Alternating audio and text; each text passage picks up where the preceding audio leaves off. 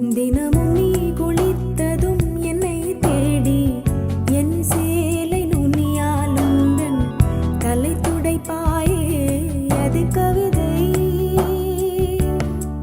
திரு